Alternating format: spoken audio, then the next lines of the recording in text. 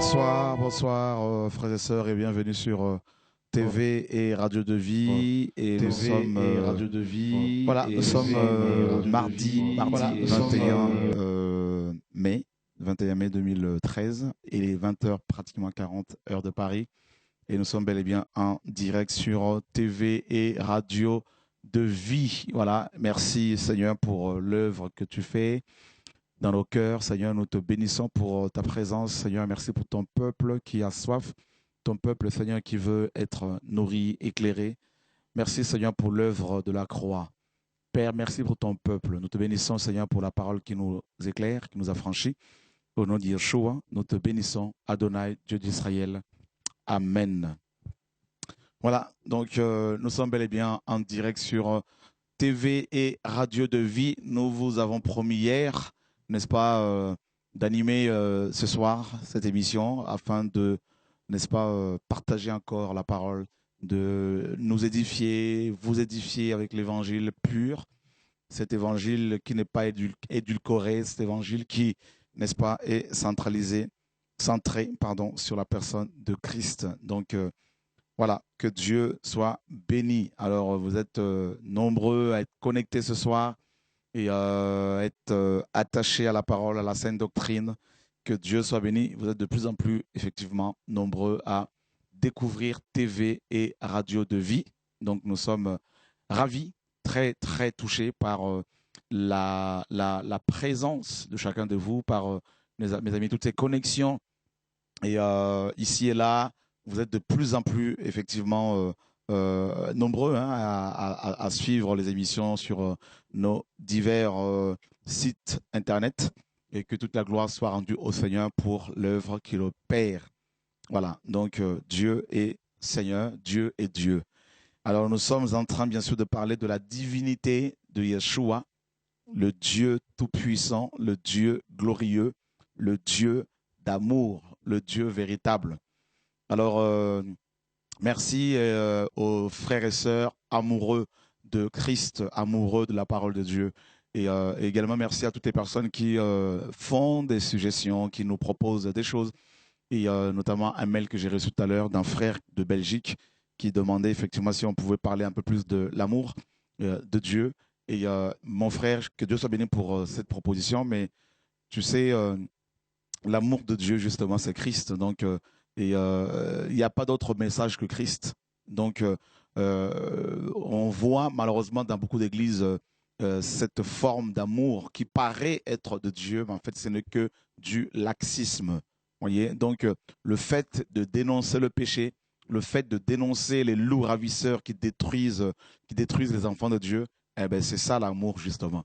Voilà. Donc, l'amour, n'est-ce pas, de Dieu, c'est Christ. Dieu a tant aimé le monde qu'il a donné son Fils unique. Donc, comme tu me le disais tout à l'heure par ton mail, et que frère Chora, tu parles beaucoup de Christ, il faut parler aussi de l'amour. Mais justement, mon frère, l'amour de Dieu, c'est Christ. Christ incarne, n'est-ce pas, l'amour de Dieu. Donc, Jean 3,16 nous le dit. Donc, le fait que je parle plus de Christ que d'autres choses prouve justement que le Dieu d'amour, justement, se manifeste. Donc, on peut justement commencer l'enseignement de ce soir par Jean 3,16. Alléluia, gloire à Dieu. Et parce qu'on comprend mal l'amour. Hein. L'amour, ce n'est pas quand on va faire des bisous, des bises aux gens, parce que les bouddhistes aussi font des bises. Hein. Les musulmans font des accolades, tout ça là. Donc, c'est pas ça l'amour. Vous voyez, l'amour de Dieu, c'est une personne, n'est-ce pas? Le fait de parler de Christ, c'est ça l'amour. Vous voyez, donc avant de lire 1 Jean 3,16, Jean 3,16, pardon, on va d'abord lire 1 Jean 4,8. Voilà. 1 Jean 4,8 nous dit, voilà, donc nous sommes en compagnie de deux frères. Je suis en compagnie de ces deux frères qui aiment beaucoup le Seigneur. Et voilà, bonsoir mon frère Freddy, le micro est là. Bonsoir apôtre. Ça va? Oui, ça va. Donc c'est une joie, juste avant l'enseignement, de t'avoir avec nous, hein, ici à Paris. Amen. Et donc tu viens directement, tout fraîchement de Kinshasa. Oui. Donc il y a 3 mois, je crois, si je ne me trompe. Oui, 3 mois, c'est depuis le 2 février que je suis là. Alléluia, gloire à Dieu. Okay. Donc bien sûr, tu as été marié, oui. tu es heureux, hein? Oui, je suis heureux. Alléluia. Oui, et bon, c'est vrai que le mariage procure un peu de bonheur, Ok. mais je suis heureux plutôt parce qu'en fait, j'ai Jésus-Christ dans ma vie et bien, il Amen. règne dans mon cœur. Alléluia. Et voilà, bon, je me suis marié, je suis heureux et content. Alléluia. Que Dieu soit béni. Parce Amen. que ta femme te suit ce soir. Donc, c'est sûr que un petit dérapage, là, je crois qu'à la maison, elle va rectifier. T'inquiète pas, ma soeur Marie, Ok. il t'aime beaucoup. Gloire à Dieu. Amen. Donc, bah, tu es un des dirigeants, hein, tu dirigeais une des églises de maison Oui, de Kinshasa, la oui, RDC. oui, Et donc, bah, je pense que tu auras l'occasion de partager un peu toutes ces choses oui. durant cette semaine. Amen. D'ailleurs, demain, si ça t'intéresse, je pense qu'avec l'équipe technique Benoît, on va pouvoir avoir une émission avec toi. Amen. Donc, comme Amen. ça, tu pourras animer l'émission de demain soir Amen. pour partager la parole et puis toutes les expériences que le Seigneur t'a données à vivre Ok. à Kinshasa. Amen. Gloire à Amen. Dieu. Que Donc, Dieu soit béni. Amen. Donc, on est également avec notre frère Moba et qui est là. Donc, bonsoir. Hein. Bonsoir. Alléluia. Gloire à Dieu. Amen. Fidèle à son poste. Hein. Amen. Amen. Gloire à Dieu. On Donc, continue le combat. Amen. Amen. Alléluia. 1 Jean chapitre 4, verset 8. 1 Jean chapitre 4, verset 8. Voilà. Donc, le fait de parler de Christ, bien sûr, est la preuve, n'est-ce pas, que Dieu manifeste son amour envers les humains que nous sommes. Celui qui n'aime pas n'a pas connu Dieu, car Dieu est amour. L'amour de Dieu a été manifesté envers nous en ce que Dieu a envoyé son Fils unique dans le monde afin que nous vivions par lui. Voilà. Et cet amour consiste non point en ce que nous avons aimé Dieu, mais en ce qu'il nous a aimés et a envoyé son Fils unique comme victime expiatoire pour nos péchés. Voilà. Donc, bien-aimés, aimons-nous les uns les autres, car l'amour est de Dieu, et quiconque aime est né de Dieu et connaît Dieu, car Dieu est amour. Voilà. Donc, bien sûr, on doit parler de l'amour, mais il n'y a pas de la manière de nos églises actuelles où, mes amis, le péché n'est pas dénoncé ouvertement, où des voleurs parmi les prédicateurs ne sont pas dénoncés ouvertement parce que, sous prétexte qu'il faut avoir de l'amour, c'est plus de la compromission, plus de, n'est-ce pas, du laxisme que de l'amour, parce que Dieu qui est amour ne supporte pas, n'aime pas le péché. Voyez, donc Dieu n'aime pas le mal. Et donc, vous voyez bien que l'amour de Dieu est une personne. Dieu d'abord est amour, et on nous dit que cet amour s'est manifesté. Dieu, n'est-ce pas, a tant aimé le monde, nous dit Jean 3,16, qu'il a donné son Fils unique. Vous voyez, donc l'amour de Dieu s'est matérialisé. Dieu qui est amour est devenu homme pour nous sauver. Donc c'est tout à fait normal, mon frère, que je parle de Christ matin, midi, soir. Donc parce que Apocalypse chapitre 19, verset 10 nous dit que le témoignage de Jésus-Christ est l'esprit de la prophétie. Donc, on ne peut pas avoir l'amour de Dieu sans avoir reçu, n'est-ce pas, au préalable, la révélation de la personne de Dieu. Une personne qui veut aimer Dieu sans avoir reçu sa révélation ne pourra pas le faire. Vous voyez, tout comme un homme qui ne peut pas aimer une femme s'il ne l'a pas vue ni entendue. Vous voyez, donc on ne peut pas tomber amoureux de quelqu'un dans le vide. Donc il faut voir la personne, l'entendre, l'écouter, n'est-ce pas, discuter avec, et là on peut éventuellement l'apprécier ou pas. Eh bien Dieu c'est pareil. Donc parler de l'amour du Seigneur, bien évidemment, c'est la personne de Christ. Et plus nous allons parler de Jésus-Christ, plus les chrétiens vont tomber amoureux de lui, plus ils vont le connaître, n'est-ce pas? Donc c'est normal, c'est pour cela que nous n'avons pas d'autre message que le message centré sur la personne de Dieu. Nous ne voulons pas parler de l'argent, matin, midi, soir, quoique c'est biblique de partager, de dire aux frères et sœurs de soutenir l'œuvre du Seigneur, et non les charlatans, les voleurs, mais le message que nous devons annoncer matin, midi, soir, c'est Jésus-Christ. Et c'est ça l'évangile. Et moi, je n'ai pas reçu autre chose. Donc, donc, plus on annonce Christ, plus les gens vont être amoureux de lui. Et dans 1 Corinthiens chapitre 2, et merci mon frère pour ton mail, hein, donc mon frère Dominique, Dominique Veilleret, je crois, quelque chose comme ça, qui a beaucoup travaillé en Côte d'Ivoire et qui m'a envoyé ce mail. Et dans 1 Corinthiens chapitre 2, donc c'est un frère Dominique qui est un Belge d'origine. Hein. Voilà, donc c'est un frère qui est belge d'origine et qui va souvent en mission en Côte d'Ivoire et qui certainement va s'installer là-bas pour faire l'œuvre du Seigneur en Côte d'Ivoire. Voilà. Donc, c'est un Belge de souche.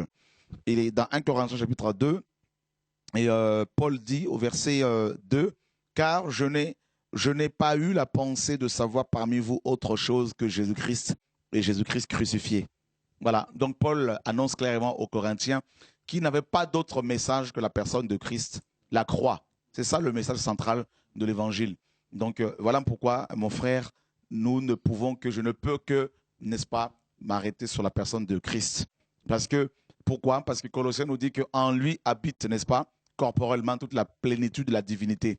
Donc, quand Christ est révélé, si Jésus-Christ est révélé dans toute sa splendeur, eh bien forcément, on va découvrir l'amour, on va découvrir la joie, on va découvrir la paix, on va découvrir en fait la nature même du Père. Amen. Voilà, donc que le Seigneur soit béni. Alors, on a eu à lire plusieurs passages hier, notamment Daniel chapitre 11, verset 31, à partir du verset 31, « Des troupes se présenteront sur son ordre. Elles profaneront le sanctuaire, la forteresse. Elles feront cesser le sacrifice perpétuel et dresseront l'abomination du dévastateur. Il séduira par des flatteries les traîtres de l'alliance, mais ceux du peuple qui connaîtront leur Dieu agiront avec fermeté. » N'est-ce pas? On s'arrête là. Ceux du peuple qui connaîtront leur Dieu agiront avec, n'est-ce pas, fermeté.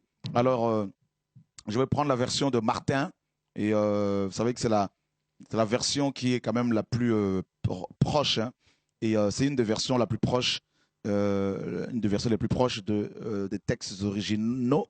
Voilà, donc là, Martin, donc nous sommes dans Daniel chapitre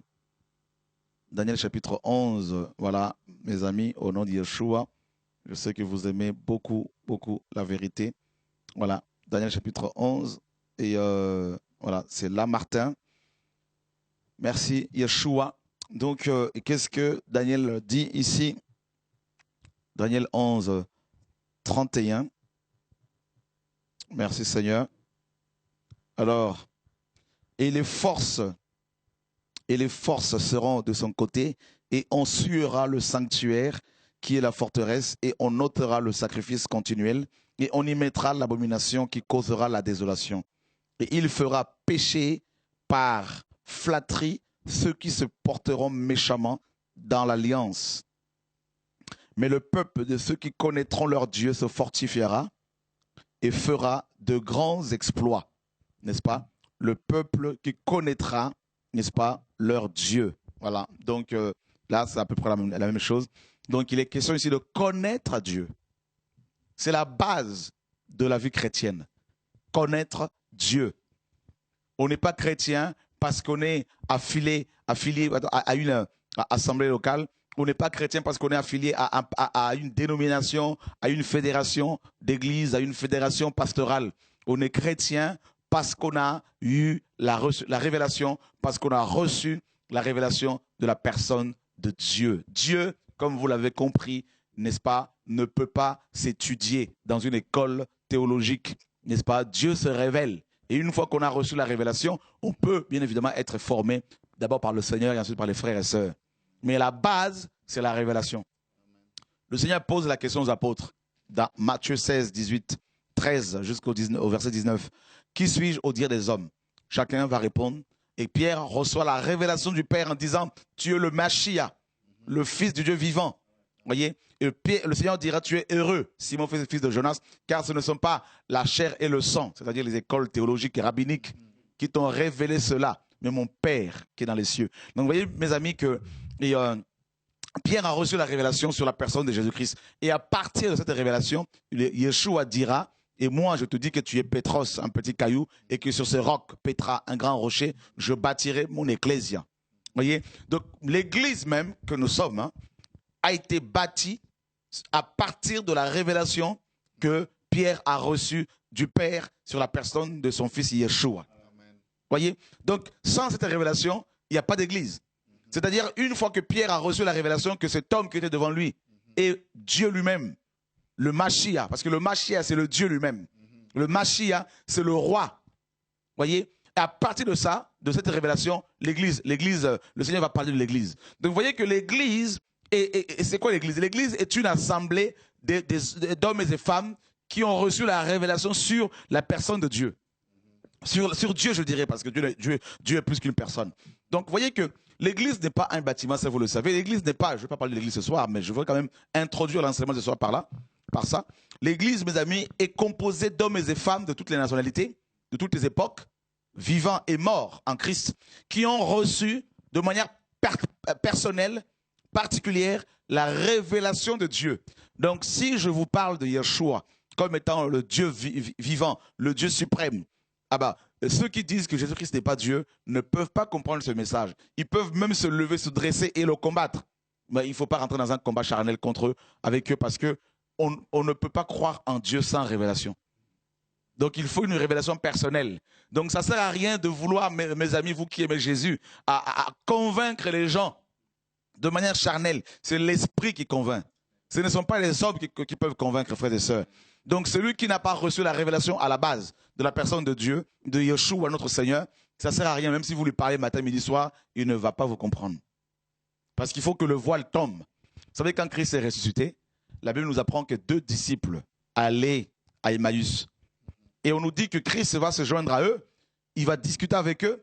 Et on apprend également que leurs yeux étaient empêchés pour ne pas qu'ils le reconnaissent. Donc, vous voyez, vous pouvez être pasteur, docteur, prophète, apôtre, envoyé, missionnaire, tout ce que vous voulez, et avoir les yeux complètement fermés, avoir les écailles sur les yeux. Donc, là, le Seigneur nous dit la parole, il leur ouvrit l'intelligence.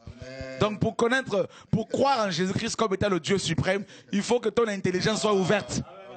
Vous voyez, le problème, c'est là. C'est pour cela que Daniel 9, 22, si mon frère Freddy peut nous lire cela, Daniel 9, à partir du verset 20 jusqu'au verset 22. Daniel 9, à partir du verset 20, la Bible dit ceci. Le micro, ouais. Oui. Voilà. Daniel 9, à partir du 20e verset. Je parlais encore, je priais, j'ai confessé mon péché et le péché de mon peuple d'Israël, et je présentais mes supplications à l'Éternel, mon Dieu, en faveur de la sainte montagne de mon Dieu. Je parlais encore dans ma prière quand l'homme, Gabriel, que j'avais vu précédemment dans une vision, s'approcha de moi d'un vol rapide au moment de l'offrande du soir. Il m'instruisit et s'entretint avec moi. Il me dit, Daniel, je suis venu maintenant pour ouvrir ton intelligence. Voilà. Donc tu vois ici, mon frère Freddy, Daniel était un bien-aimé. Hein? Il connaissait beaucoup de choses. Il était sage, il était intelligent. Mais quant aux choses divines, il a eu besoin que Gabriel intervienne. Amen. Gabriel est l'ange de la révélation. Voyez? Et Daniel n'était pas dans une école théologique, n'est-ce pas? Il n'a pas fait des débats théologiques pour connaître Dieu. Non, on nous dit qu'un ange lui a été envoyé et il a dit, c'est comme si cet ange avait une clé, Gabriel. Il est venu avec une clé, la clé divine. Et il lui dit, je vais ouvrir ton intelligence. Donc, il faut que ton intelligence soit ouverte pour que tu aies la révélation sur la personne de Yeshua. Voyez? Sinon, tu vas créer la Trinité, tu vas croire à la Trinité comme Athanase l'a enseigné, comme bien avant lui, Tertullien nous l'a enseigné. Et sachez que Tertullien, qui est le père de la Trinité, de la doctrine de la Trinité, une doctrine mensongère, démoniaque, satanique, charnelle, humaine, tout ce que vous voulez. Et Tertullien, philosophe, mes amis, et apologiste, n'est-ce pas? Et c'était quelqu'un qui maîtrisait la rhétorique, et il était influencé par les idées du philosophe grec Platon, qui croyait déjà à son époque, Platon, en la trinité diabolique, hein, donc Osiris, Isis, et Horus, tout ça.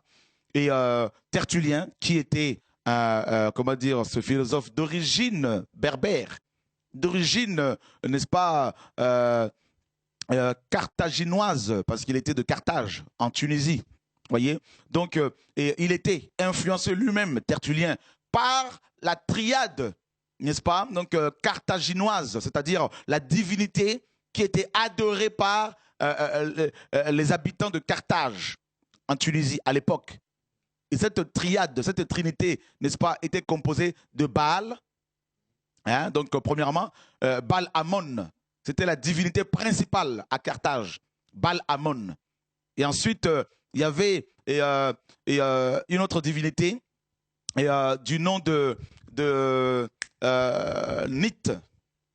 Nit, c'était associé comment dire, à Astarté, n'est-ce pas? Et puis ensuite, troisièmement, Eshtunum. Eshtunum, qui est devenu en fait, qui était le dieu Esculape chez les Grecs, le dieu Esculape chez les Romains, pardon, le dieu de la médecine. Donc il y avait cette trinité-là qui était là et, à Carthage. Et Tertullien était certainement, forcément, influencé par cette, n'est-ce pas, ces trois divinités qui étaient adorées par, n'est-ce pas, les Berbères. Donc, vous voyez, donc, on va peut-être tout à l'heure le développer.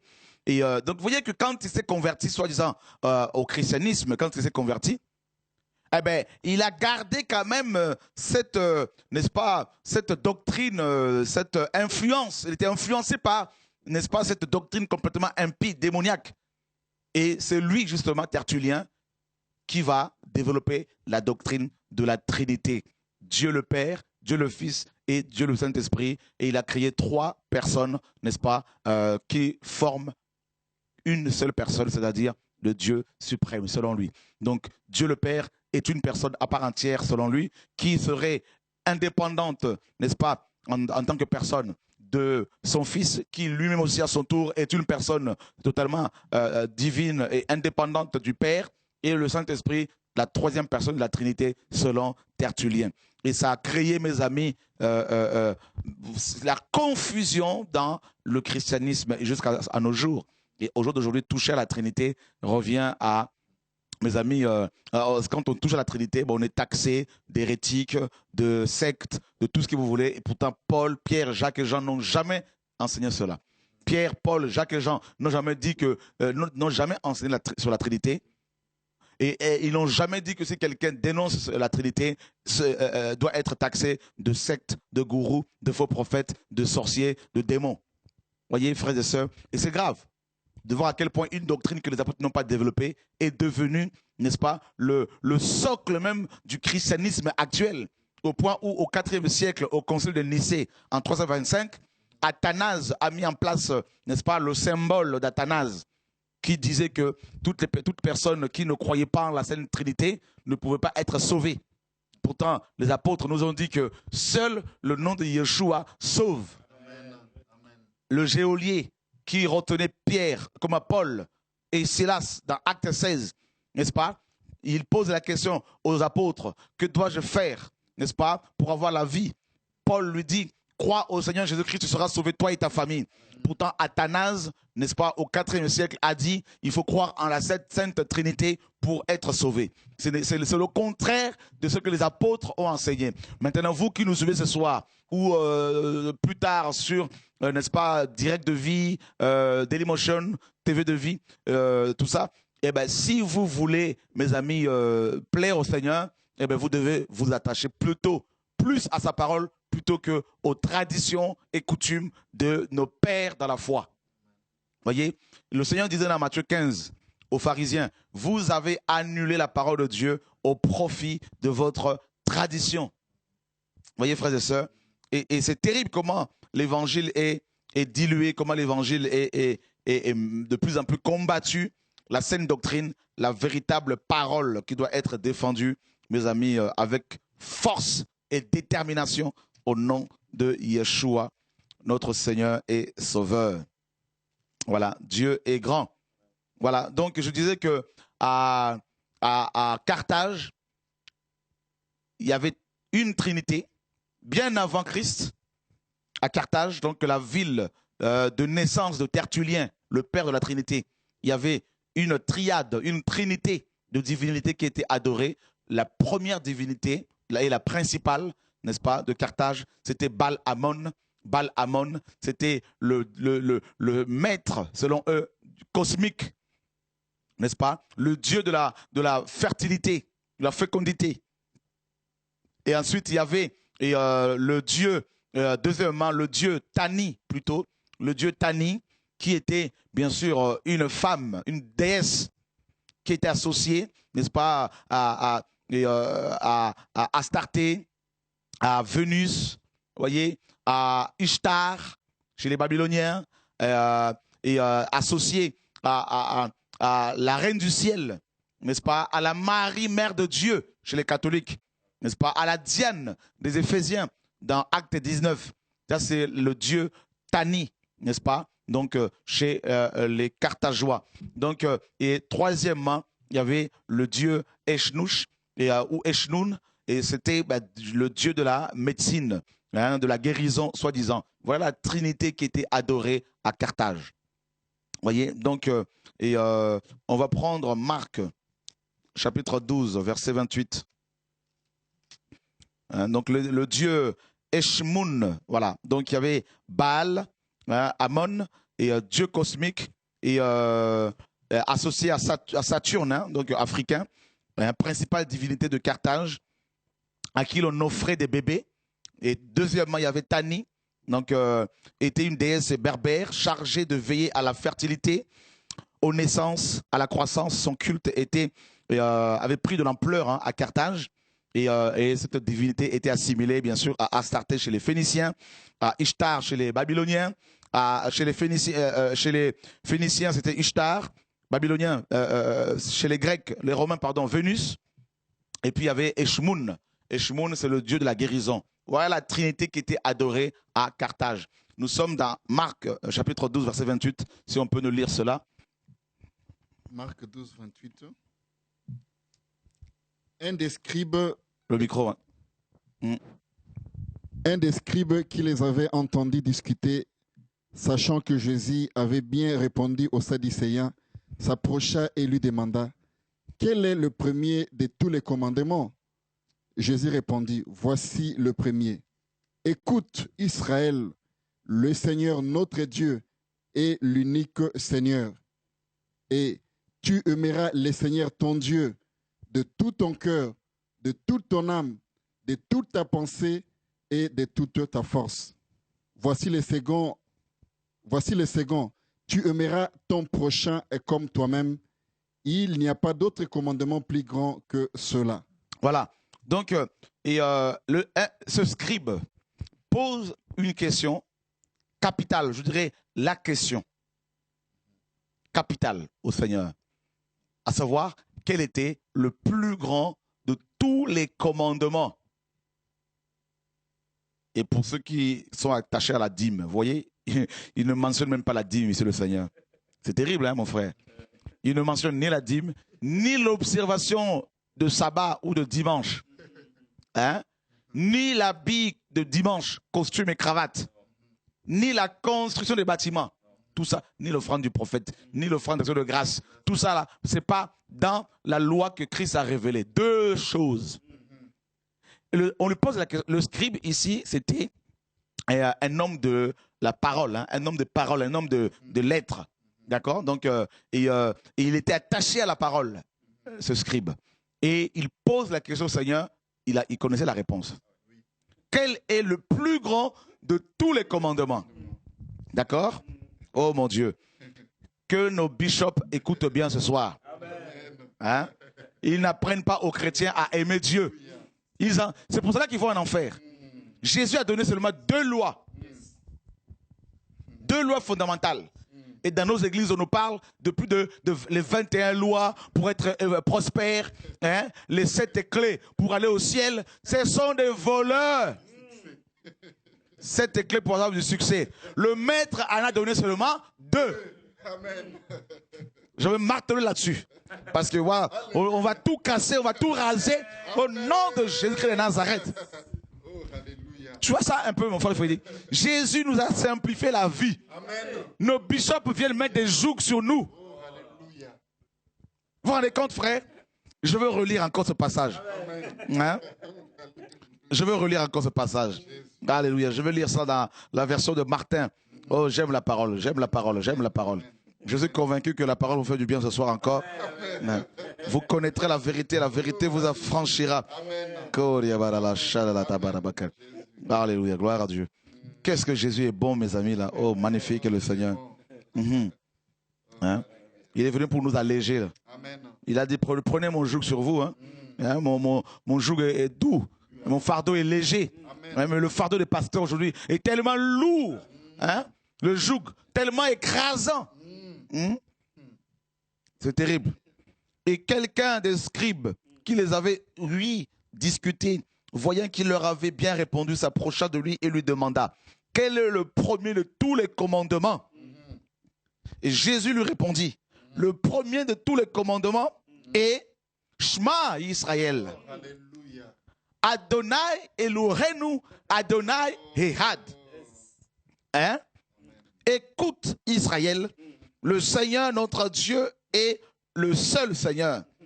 Et tu aimeras le Seigneur ton Dieu de tout ton cœur, de toute ton âme, de toute ta pensée et de toute ta force. C'est là le premier commandement. Et le second, qui lui est semblable, qui est semblable au premier, est celui-ci. Tu aimeras ton prochain comme toi-même. Et qu'est-ce qu'il rajoute? Il n'y a pas d'autre commandement plus grand que cela. Chrétiens, écoutez-moi ce soir. Écoutez la parole de Dieu ce soir. Écoutez Dieu ce soir. Je ne dis pas que nous sommes des simples, mes amis, mortels. Mais écoutez la parole que nous lisons plutôt. Pas nous en tant qu'hommes, mais la parole que vous lisez chez vous. Jésus dit, il n'y a pas de plus grand commandement que ces deux commandements. Frère Moba. Mais pourquoi alors les pasteurs mettent-ils l'accent sur la dîme? Pourquoi mettent-ils l'accent sur le dimanche comme était le jour du Seigneur? L'offrande, les offrandes. Pourtant, on dit que ces deux commandements sont les plus grands, les plus importants. Vous voyez? Et le premier commandement, c'est quoi? Écoute Israël. Jésus-Christ, en tant qu'un bon enseignant, rappelle à ce scribe le Shema, la prière juive la plus connue. C'est Deutéronome 6, 4.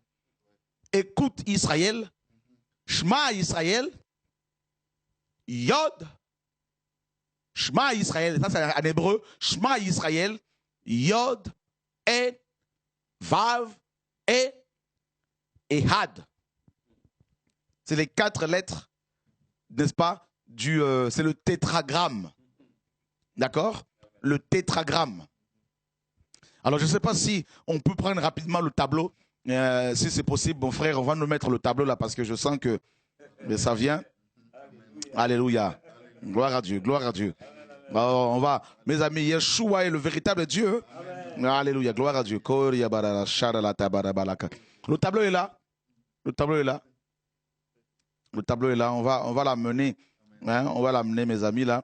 Parce que là, hein, Jésus-Christ, il faut qu'on s'arrête sur l'enseignement de Christ ici. Parce que c'est la base, mes amis. C'est la base. Écoute. Le problème, c'est l'écoute. Il faut écouter avec les oreilles spirituelles. Hein? Dans Ésaïe 50, Ésaïe dit, l'Éternel a ouvert mon oreille pour que j'écoute comme écoutent les disciples. Le problème, c'est tout le monde peut entendre un son de cloche et ne pas comprendre le message. Vous voyez, on peut être 1000 dans une salle et entendre tous le même son, mais l'interprétation sera différente en fonction de des uns et des autres. Vous voyez, donc l'oreille, nous devons avoir l'oreille ouverte. Vous voyez, c'est très important. Très important, mes amis, très important. Yeshua nous dit que Dieu est un, c'est-à-dire Ehad, indivisible. Voyez, on ne peut pas le diviser en 3 personnes distinctes. Ça sort de la bouche de Jésus. Ça ne sort pas de la bouche de quelqu'un d'autre. Soit vous croyez en Jésus-Christ, ou soit vous ne croyez pas en lui. Hein? Le problème est là. Voilà, que Dieu nous garde. Alléluia, gloire à Dieu. Dieu est bon. Amen. On va nous mettre le tableau là, mes amis. Je vais me lever tout à l'heure. On va partager parce que j'aime les amoureux de la parole. Amen. Moi, j'aime la parole, j'aime les Écritures. Je veux voir mon Dieu être, je veux le voir révélé, glorifié, magnifié, frères et sœurs. Au nom de Yeshua. Alléluia. Gloire à Dieu. Gloire à Dieu. Dieu est bon. Voilà, voilà, voilà. Merci. On a ce qu'il faut là, mes amis. Là, je sais que vous aimez la parole.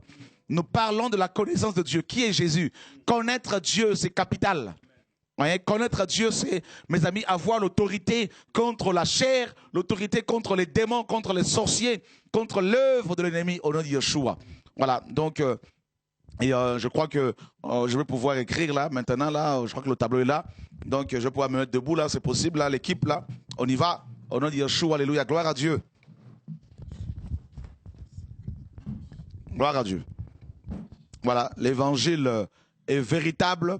Et je sais que vous êtes chez vous, que vous aimez les Écritures. Je vais enlever ma chaise là parce que, voilà, mon frère Moba va m'aider là. Gloire à Dieu. Merci Seigneur. Dieu est magnifique, Dieu est glorieux. Alléluia, gloire à Dieu. Mes amis, on pose la question au Seigneur. Quel est le plus grand commandement? Hein, mon frère Freddy? Ce plus grand commandement-là, donc le premier, est toujours valable. Hein, ces deux commandements sont toujours valables. D'accord? Donc la parole ne peut pas se contredire. Et on nous dit que dans le premier et le plus grand commandement, on nous parle de l'unicité de Dieu. Le fait qu'il soit indivisible. D'accord? Shema Israël. D'accord? Shema Israël. Voilà. Donc, Dieu est grand. Dieu est grand. Dieu est grand. Dieu est grand. Alléluia. Gloire à Dieu. Dieu est grand. Je pense que vous aimez la parole. Alléluia. Voyez, mes amis, de droite à gauche. Voilà l'hébreu. D'accord? Ça, c'est le tétragramme. Nous avons ici un yod. Nous avons ici un et. Nous avons ici un vav. Et nous avons ici un et. Les 4 lettres, n'est-ce pas, c'est le tétragramme. D'accord? Donc, tétra égale 4, gramma égale lettre. D'accord? Les 4 lettres.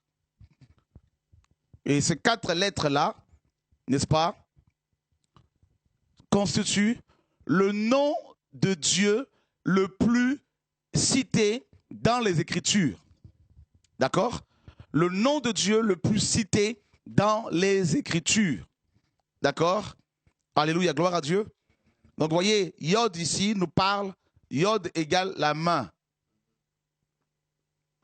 La main, Yod signifie aussi le germe. Un autre nom de Jésus-Christ. Alléluia. Dieu est grand. Et puis, Et nous parle de la louange. D'accord? Et la louange. Et puis Vav nous parle du clou. Voyez? Les clous qui ont été utilisés pour crucifier, n'est-ce pas, les mains du Seigneur, le Seigneur notre Dieu, Yeshua. C'est ça le nom le plus connu. Voyez? Yod, Et, Vav, Et. C'est le nom de Dieu le plus connu de toutes les Écritures. Et qu'est-ce que Yeshua dit? Yeshua dit, quand on lui pose la question, par ce scribe. Le scribe, ici, était un homme de lettres, un homme de la parole, quelqu'un qui connaissait la Torah, qui connaissait le nom de Dieu. Voyez? Et qu'est-ce que le scribe dit, frères et sœurs?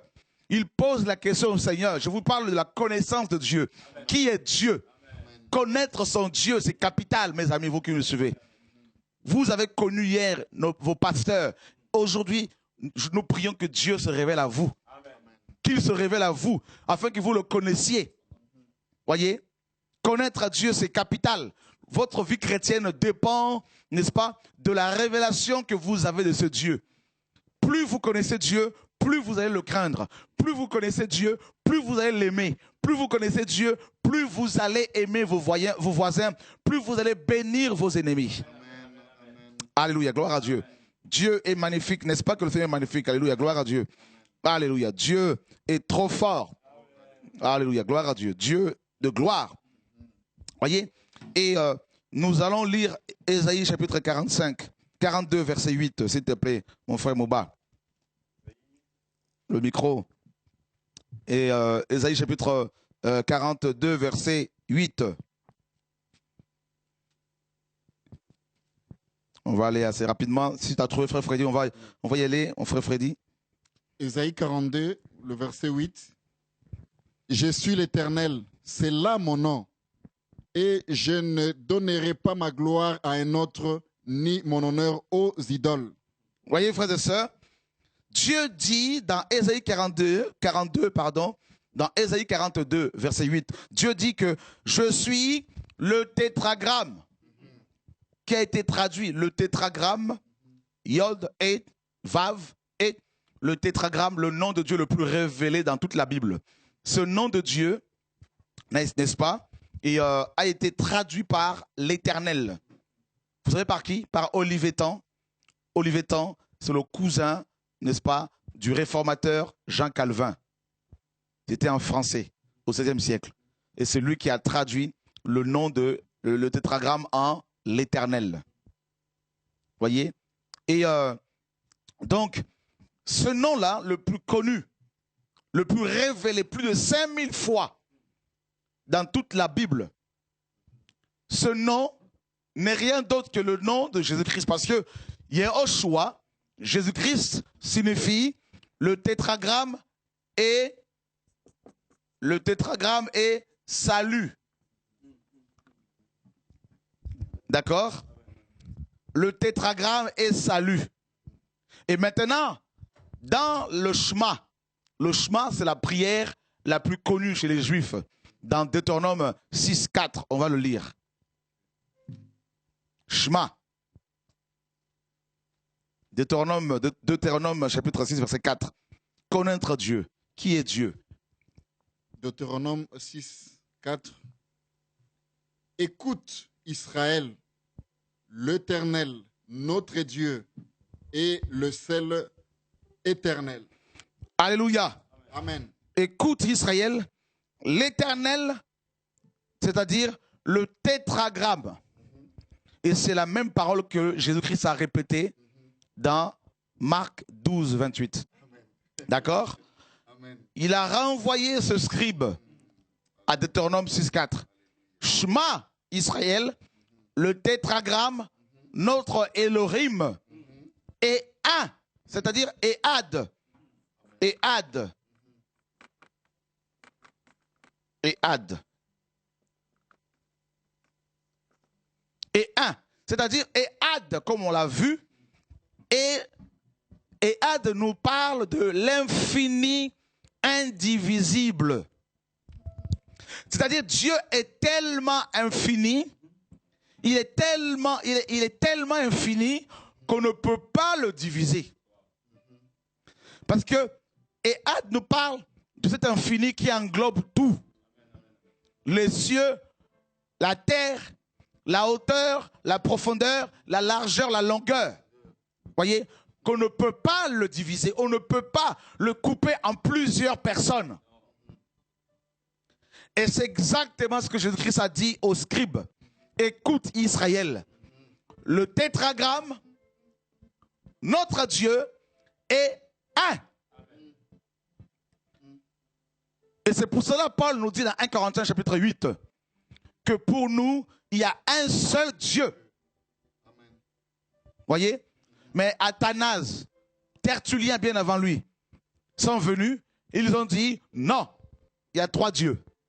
Dieu le Père, Dieu le Fils et Dieu le Saint-Esprit. Ils en ont créé trois.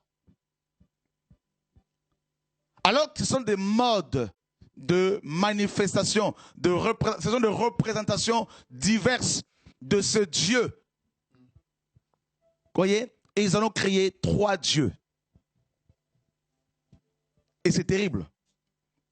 Frères et sœurs, moi, je préfère croire Jésus plutôt que les pères de l'Église. Je préfère croire Paul plutôt que les pères de l'Église. Voyez?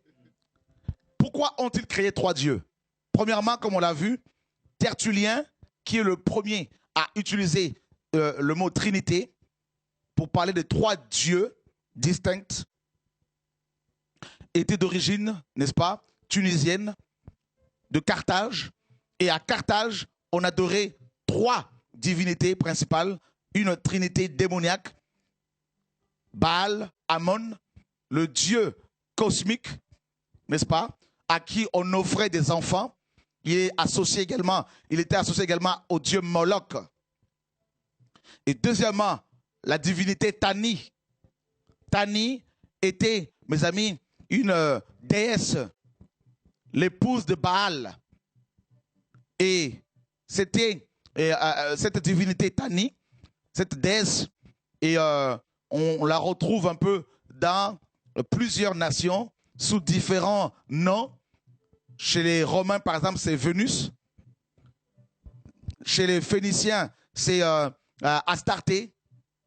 Chez les Babyloniens, c'est Ishtar. Voyez, Aphrodite également chez les Grecs. Voyez, et une seule déesse, mais qui porte plusieurs noms en fonction des régions où elle est adorée. Et troisièmement, dans cette trinité de Carthage, il y avait le dieu Eshmoun.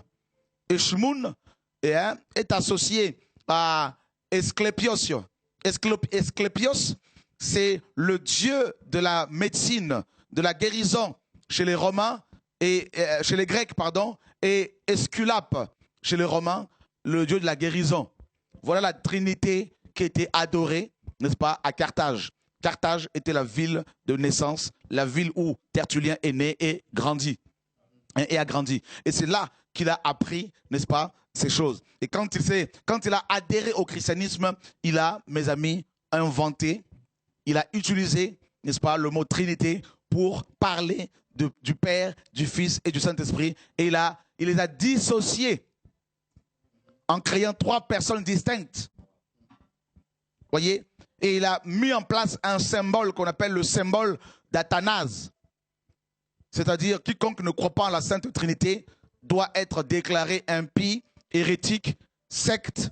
On doit le bannir, le rejeter, voire même le tuer. Et Calvin, le réformateur français, a fait brûler vif. Il a participé, mes amis, à l'arrestation d'un homme de Dieu du nom de Michel Servet, un réformateur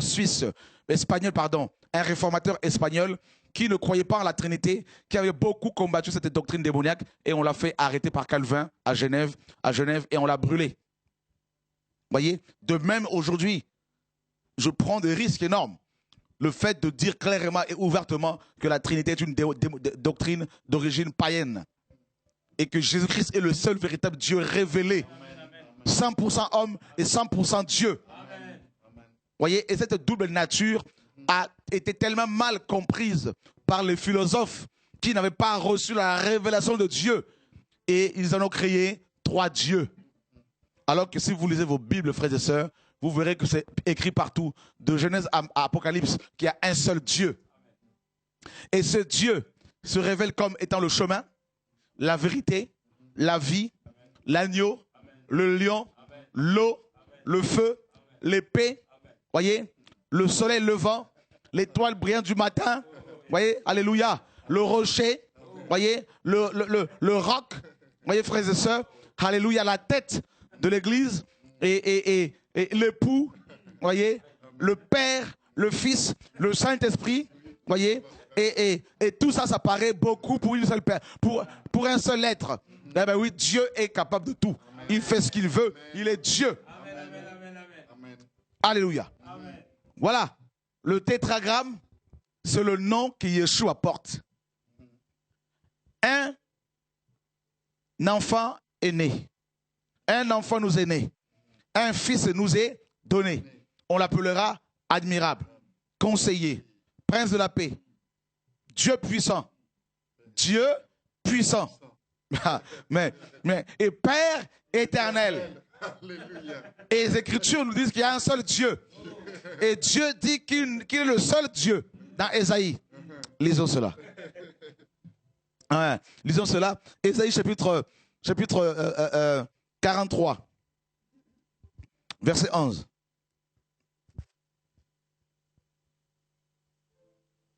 On va aller assez rapidement pour la lecture.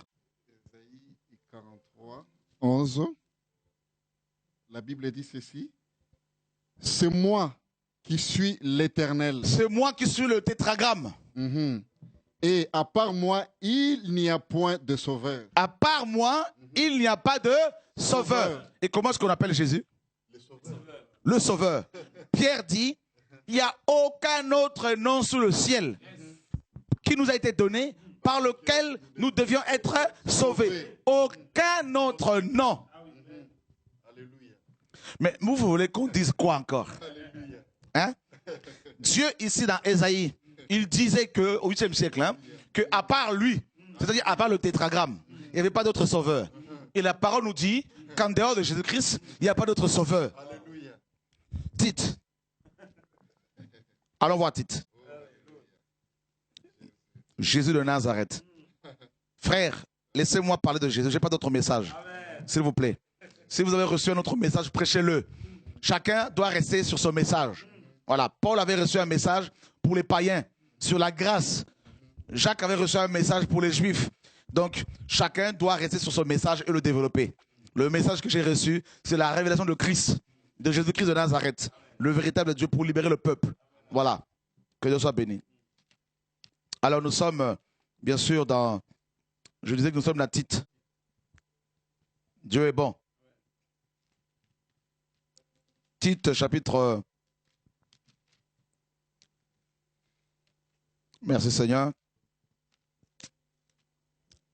Voilà, Tite, chapitre 1er. Ouais, ok, c'est bon. Ah, Dieu est magnifique. Voilà, Tite, chapitre 1er. Est-ce qu'on peut nous lire Tite, chapitre 1er, nous lisons à partir du verset 1er. Paul, serviteur de Dieu et apôtre de Jésus-Christ pour la foi des élus de Dieu et la connaissance de la vérité qui est selon la piété. La connaissance de la vérité. Il faut avoir la connaissance de la vérité. D'accord? C'est ça le message, l'objectif. C'est que vous qui suivez cet enseignement, vous devez avoir la connaissance de la vérité. La vérité est une personne. D'accord? La personne de Dieu. Nous sommes dans le verset 4. Amen. À Tite. Ouais. À Tite, mon enfant légitime, en notre commune foi, que la grâce et la paix te soient données de la part de Dieu, le Père, et de Jésus-Christ, notre Sauveur. Ok. On nous dit que Jésus-Christ est Sauveur. On est d'accord? Or, dans Ésaïe, Dieu disait qu'à part lui, il n'y a pas d'autre Sauveur. D'accord? Il n'y a pas deux sauveurs. Il y a un seul Sauveur. Et nous continuons. Nous allons encore au verset 13. 2:13. 2:13. En attendant la bienheureuse espérance et la manifestation de la gloire de notre grand Dieu et Sauveur Jésus-Christ. Qui est notre grand Dieu? Hein? Qui est notre grand Dieu? Jésus-Christ. Mais la parole est claire. Il y a un seul Dieu. Et on dit que c'est notre Sauveur et notre grand Dieu. Alléluia.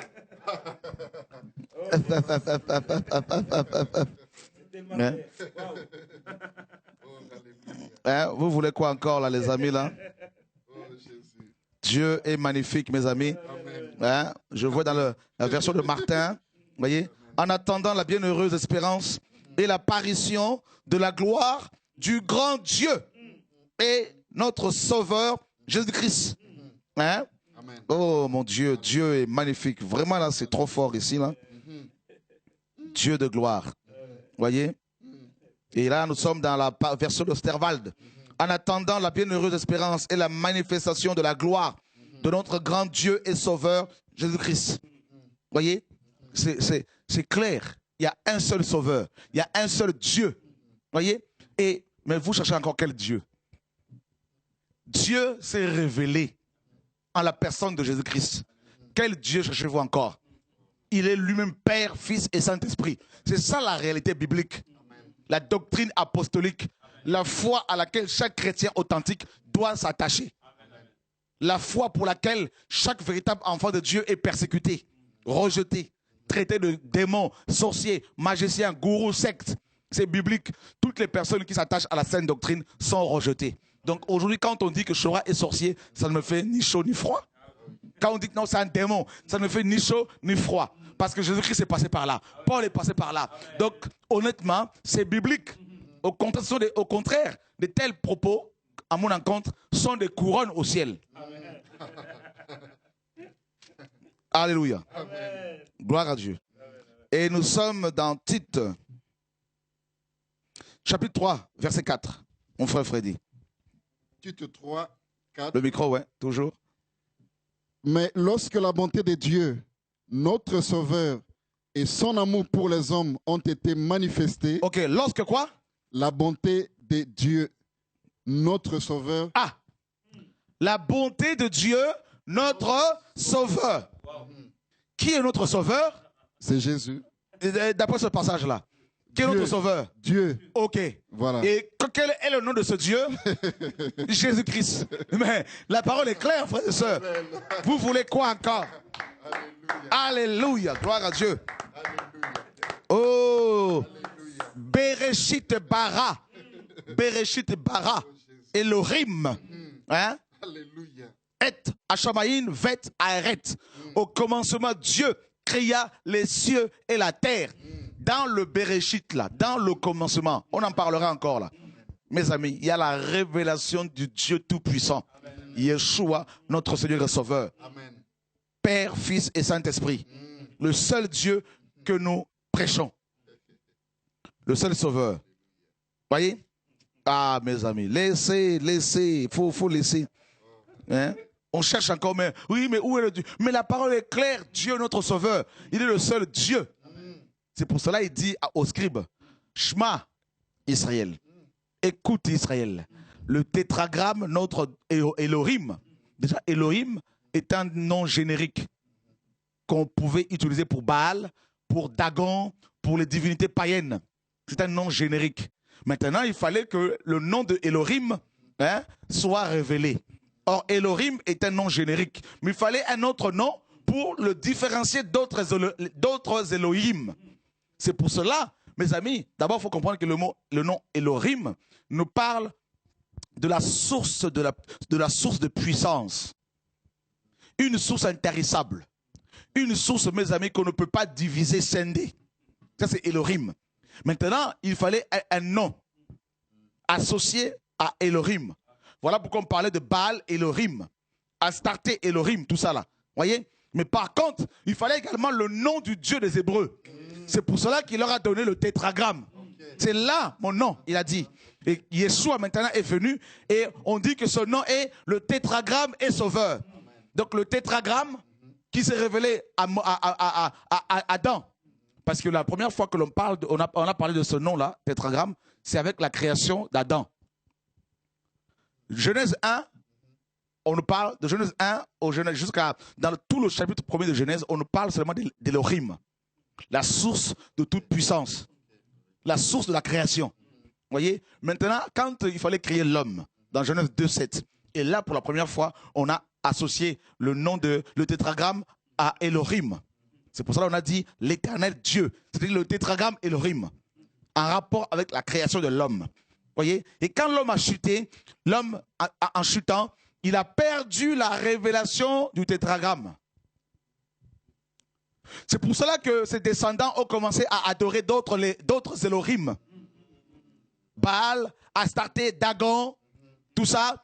Maintenant, Elohim, le véritable Elohim, se révèle à Moïse sur la montagne de Sinaï. Hein? Il lui dit, va libérer mon peuple sur la montagne de Horeb. Moïse dit qu'il connaissait notre Elohim. tels que Osiris et Isis, tout ça là en Égypte. Il lui pose la question, mais quel est ton nom? Alléluia. Tu me dis que tu es Elohim, mais il y a plusieurs Elohim. Quel est ton nom? Et il dit quoi? Celui qui s'appelle le tétragramme. Aya, je suis. Vous voyez? C'est ça le nom de Elohim, le tétragramme. Et Jésus-Christ maintenant, mes amis, Dieu, le tétragramme, s'est incarné pour qu'il y ait une différence entre César, qui était considéré comme un Dieu, entre les démons, Satan, et le véritable Dieu. C'est pour cela qu'il a reçu le nom qui est au-dessus de tout nom.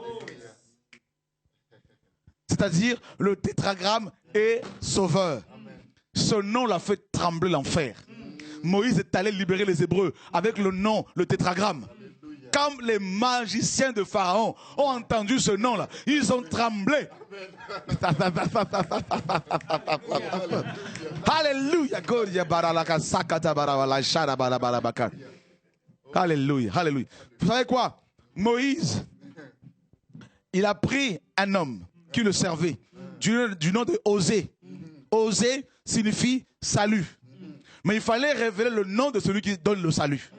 Et Moïse maintenant, qui a compris que seul le nom pouvait faire entrer les Hébreux dans leur héritage, Moïse prend Osée, il le rebaptise, il change son nom en celui de Yehoshua.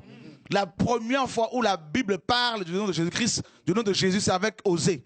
C'est avec Moïse, quand il a surnommé Osée Yehoshua, qui donne en français Josué, en grec Jesus. Voyez? Alors Josué, tel un capitaine, il a dit au soleil, arrête-toi sur Gabaon. La lune, arrête-toi là. Ce nom-là commande la nature, la création. Reconnaît ce nom. Voilà pourquoi Jésus-Christ pouvait parler à la nature, pouvait parler au vent, à la tempête. Et ils obéissaient. Jesus Christ. Voyez? Et Josué a fait rentrer le peuple dans son héritage.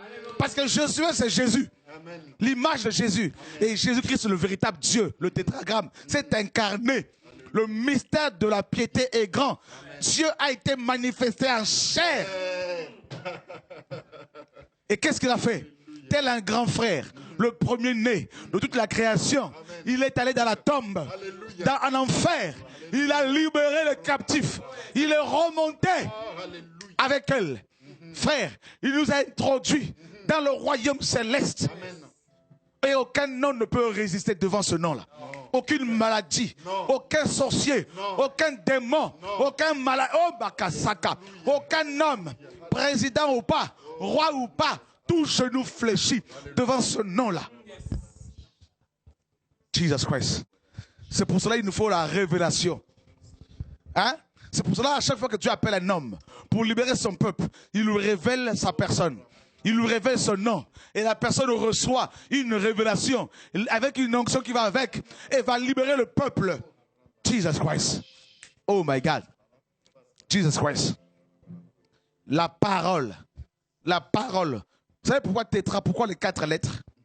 Pourquoi les 4 lettres? Vous savez pourquoi les 4 lettres? Les 4 en hébreu nous parlent de l'univers, l'universalité. C'est-à-dire tout ce qui a trait à, n'est-ce pas, tout ce qui est universel. Les 4 points cardinaux. Le nord, le sud, l'est, l'ouest. Ça veut dire quoi? On ne peut pas diviser Dieu en 3 parce qu'il est partout. Hein? Dans le nord, Jésus est. Dans l'est, il y est. Dans l'ouest, il y est. Dans l'est, il y est. Au centre, il y est. C'est pour cela Paul, dans Ephésiens, nous dit qu'il faut connaître les 4 dimensions de Christ. La hauteur, la profondeur, la longueur et la largeur. Hein? Alléluia. Ça y est, le tétra, hein? Il englobe tout. On ne peut pas le diviser. À Londres, Jésus est là-bas. En Afghanistan, il est là-bas. Mes amis, il a un peuple partout. Mais vous voulez le diviser comment là? Il est un. Et indivisible. Père, Fils et Saint-Esprit. C'est un mystère, mes amis. Le Dieu de la Bible, c'est ce Dieu que nous vous présentons. Voyez? 4, c'est tout ce qui a trait à, n'est-ce pas, à tout ce qui est, n'est-ce pas, universel. L'universalité de Yeshua. Gramma, lettre. Ça veut dire que ces lettres-là occupent les 4 points cardinaux. Il n'y a pas un seul endroit de la terre, de l'univers, où le nom de Yeshua ne puisse agir. Il n'y a pas un seul lieu, il n'y a pas un seul endroit, même dans l'abîme là-bas, même en enfer là-bas, il n'y a pas un seul recoin que quelqu'un peut se cacher sans que Dieu le touche. Sans que Dieu le... Mon Dieu, même Satan en enfer fléchit ses genoux quand le nom de Yeshua est prononcé. C'est ça les 4 lettres là. Et vous allez maintenant diviser Dieu en 3 dieux, frères et sœurs. Non, arrêtons mes amis. Dieu est plus qu'une personne. Dieu est au-dessus de tout. Il s'est fait homme pour te sauver toi homme. Voyez, mais il ne va pas maintenant dire que Jésus-Christ a été créé. Quelle abomination, quelle insulte. Hein? Dieu a dit qu'il ne faut pas adorer d'autres personnes que lui, d'autres divinités que lui. Et Jésus-Christ a été adoré. On l'a adoré. Les mages l'ont adoré alors qu'il était encore bébé. Jésus-Christ est homme. Hein? Les femmes l'ont adoré. Les disciples l'ont adoré. Hein? Et quand Jean a voulu adorer un ange, l'ange a dit quoi? Adore Dieu. Car le témoignage de Jésus est l'esprit de la prophétie. Attends, mes amis.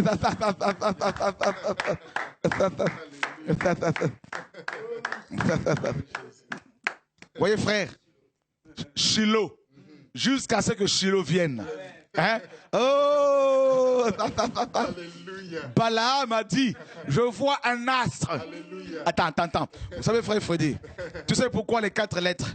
Quand je dis que c'est 4 égale tout ce qui est universel. Hein? Écoutez bien, tout ce qui est universel. Vous savez ce que c'est? Vous savez ce que c'est? L'universalité de la puissance de Yeshua. Voilà pourquoi la Bible le présente de différentes manières. Le lion, il y a des coins où les lions ne peuvent pas habiter, vivre. Par contre, si vous allez ailleurs, vous allez trouver la personne de Christ comme lion. Vous allez dans un autre coin, vous allez trouver la personne de Christ comme l'agneau. Voyez donc, il occupe les 4 points cardinaux. C'est pour cela que David, dans Psaume 139, disait, où irai-je, loin de ta face? Si je monte au ciel, tu es là-bas. Si je descends dans l'abîme, à l'enfer, tu vas m'attraper.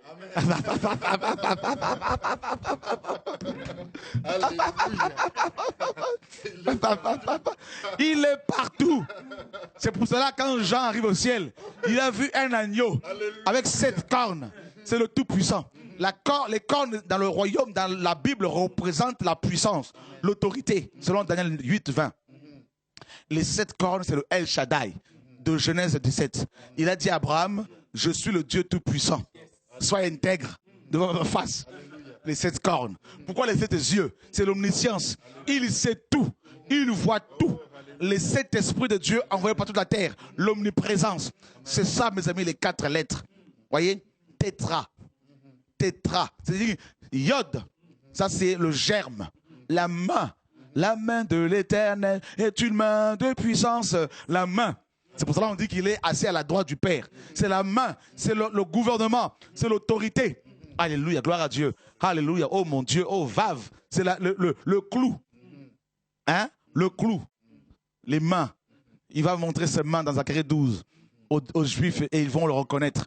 Tout œil le verra, même ceux qui l'ont percé. Apocalypse 1,7. Jésus-Christ, frères et sœurs, vous qui nous suivez ce soir, Jésus-Christ est votre pasteur, votre apôtre, votre chemin, votre vie, votre vérité, votre chéri, votre époux, votre tête. Il est tout pour vous. Cherchez-le, priez-le, adorez-le, invoquez-le et il se manifestera. Vous êtes déçus par les pasteurs? Je vous présente le pasteur des pasteurs qui ne déçoit jamais. Vous voulez de l'amour? Voilà l'amour révélé. L'amour de Dieu s'appelle Jésus-Christ de Nazareth. Voilà le message, frères et sœurs. Et c'est à cela que nous sommes appelés. Annoncer Christ. Un évangile qui n'est pas basé sur la personne de Christ doit être rejeté. Jésus-Christ est la vraie vie et il manifeste la nature du Père. Il est Dieu, Père, Fils et Saint-Esprit. Oh mes amis, que Dieu vous garde. Hein? Avec tout ce message-là, je ne sais pas qu'est-ce que va encore appeler pour poser des questions. Parce que, honnêtement, la Bible est claire. 2 seuls commandements sont importants. Shema Israël. Dieu est un. Quand on dit un, c'est indivisible. Ne le divisez pas. Ce sont des modes de manifestation, mais n'allez pas le diviser. Quand Christ est ressuscité, on nous dit que plus de 500 frères l'ont vu à la fois. Mais ce n'est pas pour autant que vous allez le diviser en 500 personnes différentes. Il est Dieu. Comment quelqu'un peut-il se manifester partout au même moment s'il n'est pas Dieu? Gabriel ne peut pas le faire. L'ange Michael ne peut pas le faire. Mais Jésus-Christ, comme il est Dieu, tout-puissant, alors il le fait. Voilà. Maintenant, frères et sœurs, mes amis, s'il vous plaît, on l'a chassé de nos cœurs, on l'a chassé de nos églises. Voilà pourquoi le temps est d'arriver où de nouveau Christ doit être révélé à son peuple. Et nous sommes à minuit, la trompette retentit, voici l'époux. Et c'est ce message qui va nous réveiller. 2 commandements seulement nous sont donnés. Tu aimeras le Seigneur ton Dieu de tout ton cœur, de toute ton âme, de toute ta force et de toute ta pensée. Ça, c'est le premier commandement. C'est une relation verticale. Dieu vers nous, nous vers Dieu. Vous voyez cette intimité, cette relation bilatérale. J'adore Dieu, je prie Dieu et Dieu me parle, Dieu me guérit. Vous voyez cette relation qui doit être rétablie entre l'homme et Dieu. La réconciliation que nous avons, mes amis, procédée, qui a été opérée grâce à l'œuvre de la croix. Ensuite, il y a une relation horizontale envers les hommes. Tu aimeras ton prochain comme toi-même. En fait, en hébreu, cela veut dire, on dit ceci, tu aimeras pour ton prochain comme pour toi-même. Voyez? Ne fais pas aux autres ce que tu ne voudrais pas qu'on te fasse. C'est ça le sens de ce commandement. Mais pour aimer son prochain comme soi-même, il faut d'abord recevoir l'amour de Dieu. Il faut d'abord être en relation avec Dieu. Sinon, on ne peut pas aimer l'autre. Parce que c'est difficile d'aimer l'autre. La chair n'aime pas. La chair n'aime pas. Voyez? Alors, c'est l'amour de Dieu qui nous permet d'aimer même nos ennemis, même ceux qui nous font du mal, et de prier pour eux. Voyez? Et c'est ça les 2 plus grands commandements. Et quand on aime Dieu de tout son cœur, on ne va pas voler, on ne va pas tuer, on ne va pas, n'est-ce pas, manquer du respect aux autorités, établis, président, ministre, policier, gendarme, maire, préfet. Voyez? Quand on aime Dieu de tout son cœur, on ne va pas voler, on ne va pas violer les gens, on va respecter les gens, n'est-ce pas? Et quand on aime le Seigneur, quand on a reçu cet amour-là, forcément, on va aider les frères et sœurs financièrement, on va soutenir financièrement l'œuvre du Seigneur sans qu'on nous mette la pression comme c'est le cas dans beaucoup d'assemblées. Voyez, c'est 2 plus grands commandements. Et au lieu qu'on nous enseigne là-dessus, connaître Dieu, aimer Dieu plus que toute chose, et aimer son prochain comme soi-même, on nous enseigne plutôt, n'est-ce pas, l'argent, à aimer plus le bâtiment, plus le ministère, plus l'onction, plus les dons spirituels que Dieu, que son prochain. Frère, que Dieu nous garde, que Dieu nous aide, au nom de Yeshua. Nous vous donnons rendez-vous demain, mercredi 22 mai 2013, avec notre frère, n'est-ce pas, pour recevoir la parole, et au nom de Yeshua, et notre frère Freddy, et puis il y a le pain quotidien, effectivement. Donc dans ce cas-là, ça va être à 20h, ouais. Donc à 20h, demain à 20h pile, heure de Paris. Et puis nous vous rappelons que ce vendredi, sur la rue Gueud à Bruxelles, donc l'adresse est sur notre site de TV de Vie. Donc vous pouvez avoir toutes les coordonnées par rapport à la réunion de réveil qui se tiendra ce vendredi à Bruxelles, qui aura lieu à Bruxelles ce vendredi 24 à partir de 17h30. Vous voyez, on sera là-bas. Et ensuite, tous les vendredis de juin, on sera à Bruxelles pour des réunions de réveil. Je vous l'ai dit la dernière fois que des pasteurs en Belgique ont fait une réunion entre eux pour porter plainte contre moi. Je pense qu'ils l'ont déjà fait, si je ne me trompe. Pourquoi? Parce que, soi-disant, je les dérange, je sème le trouble, soi-disant, et que leur bâtiment d'église se vide. Eh bien, frères et sœurs, je vous assure, heureusement pour nous, qu'il n'y a plus de frontières entre la France et la Belgique. Eh bien, on est quand même dans un pays, mes amis, dans des pays de droit, hein, des lois, où la loi est quand même un tout petit peu respectée. Eh bien, que vous le vouliez ou pas, tous les vendredis, je serai à Bruxelles. Et si ce n'est pas moi, c'est d'autres frères et sœurs qui viendront. Mais on ne va plus lâcher la Belgique. Jusqu'à ce que Jésus-Christ revienne. Ah. Alléluia. Donc, on n'a pas le choix. Nous sommes toute une armée. Si ce n'est pas Chora, parce que Chora n'est pas Dieu, ça va être quelqu'un d'autre. Peut-être encore de plus virulent, plus coriace que Chora. Ah oui, vous allez vous rendre compte qu'il y a toute une armée des jeunes et des moins jeunes, de fous, des passionnés de Jésus. Voilà. On ne va plus se taire, c'est fini. De toute façon, je ne peux plus faire marche arrière. Parce qu'on a déjà usé toutes sortes d'épithètes, hein, pour m'insulter. Magicien, sorcier, gourou, voleur, tout ce que vous voulez. Manipulateur, alors séducteur. Alors, on ne va plus se taire, c'est fini. Parlez, mais nous allons avancer. Et les vrais enfants de Dieu ne peuvent que se réjouir. Au nom de Yeshua. Donc, tous les vendredis, nous sommes à Bruxelles. Et tous les samedis, nous sommes à Paris, sur Évry. Au nom de Yeshua. Frère, nous ne voulons pas faire la guerre de manière charnelle. Le combat est spirituel. Mais nous n'allons plus laisser les charlatans, les voleurs, les gens qui arnaquent le peuple continuer à leur cacher la vérité. Au nom de Yeshua. Nous ne sommes pas là pour, mes amis, plaire aux hommes. Nous voulons plaire à Dieu. Notre message ne se focalise pas sur les autorités politiques. Notre message concerne les chrétiens et également le retour de Jésus-Christ de Nazareth. C'est ça notre message. Donc nous voulons respecter les autorités comme la parole le dit et prier pour que le Seigneur les dirige. Mais notre message, c'est des pasteurs qui dépouillent le peuple parce que les lois européennes, n'est-ce pas, interdisent aux hommes, n'est-ce pas, de voler leurs semblables. Et il se trouve que beaucoup de ces pasteurs volent leurs frères et sœurs, n'est-ce pas? Et nous ne voulons pas, mes amis, bien sûr, nous taire. Même en prison, si c'est le cas, on annoncera Christ. Donc, croyez-moi, nous sommes plus que déterminés. Plus que déterminés. Seul Dieu pourra dire, c'est bon, c'est fini. Mais sinon, nous voulons lui être soumis. Nous voulons nous attacher à la vérité, humblement, sans prétention, sans la supériorité de langage. Mais nous voulons simplement annoncer la croix. Et les vrais pasteurs qui aiment la vérité ne peuvent que se réjouir. Parce que c'est le temps où il faut annoncer ouvertement la vérité, la croix, le retour de Yeshua, au nom de Yeshua. Que Dieu vous garde. Et j'encourage toutes les personnes qui annoncent la vérité. Aux États-Unis, au Canada, partout, des voix prophétiques qui se lèvent pour sonner la trompette. Je ne peux que vous encourager, frères et sœurs, à le faire. Sachez que nous luttons tous pour la même cause, que la vérité soit connue, que le peuple soit libéré des jougs pastoraux et que les vrais pasteurs qui étaient cassés soient restaurés, les vrais apôtres soient restaurés pour pouvoir annoncer la vérité, la sanctification au nom de Yeshua, notre Seigneur et Sauveur. Amen.